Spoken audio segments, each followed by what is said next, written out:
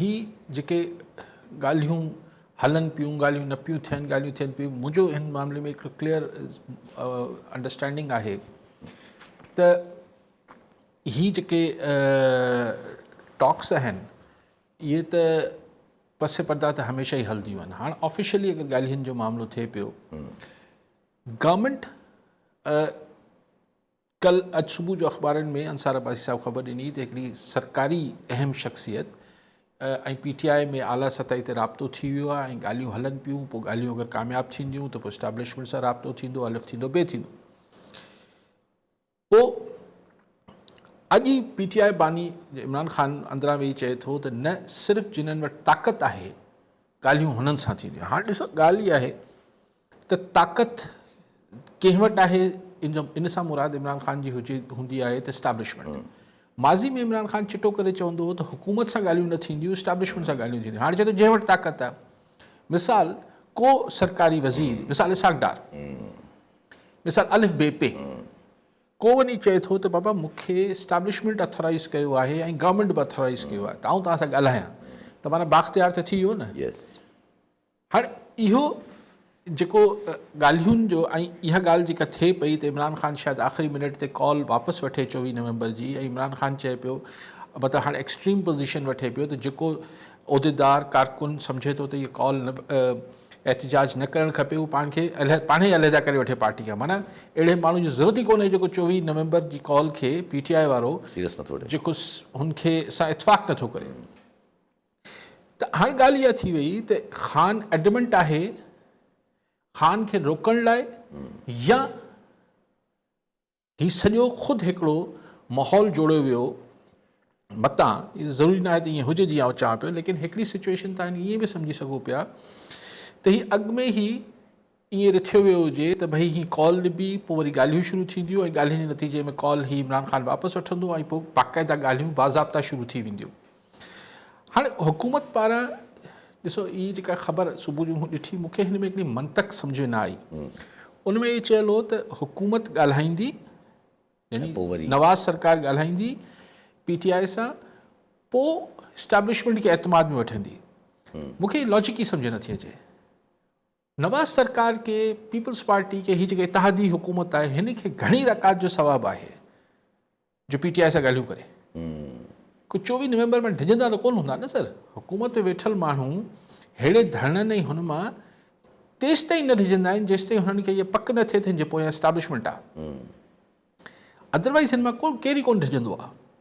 त हुकूमत अगरि ॻाल्हाए बि पई त आउं इहो मतिलबु मूंखे इहा ॻाल्हि हज़म ई नथी थिए त उहो इस्टेब्लिशमेंट जे ग्रीन सिग्नल खां सवा ॻाल्हाईंदी हुजे, छाकाणि त अदरवाइज़ को फ़ाइदो ई न। नवाज़ सरकार खे घणी रकात जो सवाबु आहे जो हू वही ख़ान खे परचाए, पोइ ख़ान खे सहूलतूं ॾे। यानी अगरि ही इस्टेब्लिशमेंट जी मर्ज़ी खां सवा नवाज़ सरकार करे त इस्टेब्लिशमेंट खे बि पाण सां नाराज़ करे, ऐं पोइ इस्टेब्लिशमेंट सोचे त बाबा अगरि तव्हां ठहो था त असां बि ख़ान सां ठही था वञूं, पोइ तव्हांजी कहिड़ी ज़रूरत, पोइ नवाज़ सरकार जी ज़रूरत कहिड़ी बचंदी। So this doesn't make any sense. At least मूंखे हिन जी का लॉजिक सम्झ नथी अचे।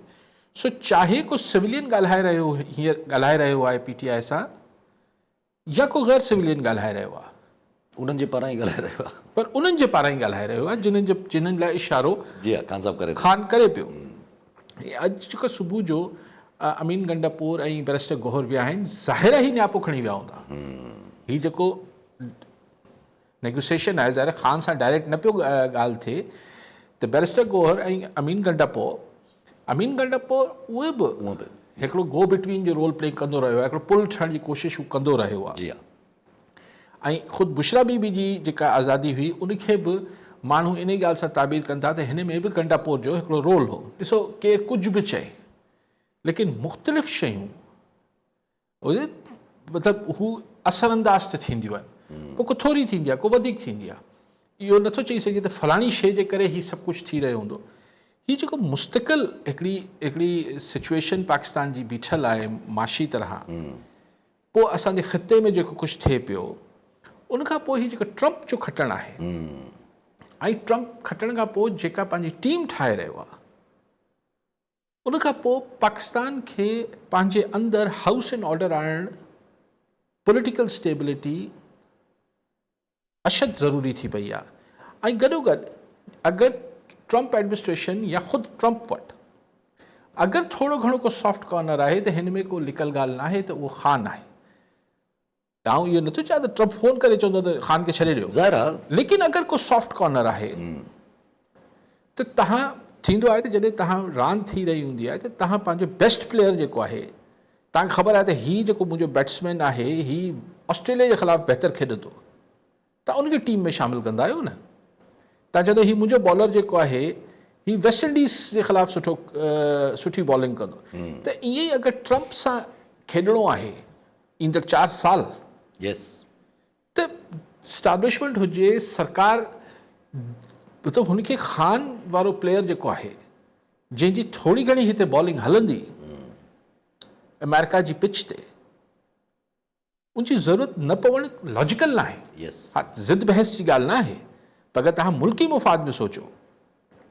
सो इन सिनेरियो में ही जेका मूंखे सम्झ में अचे पई त ही ॻाल्हियूं होपफुली नतीजा ख़ेज़ थींदियूं।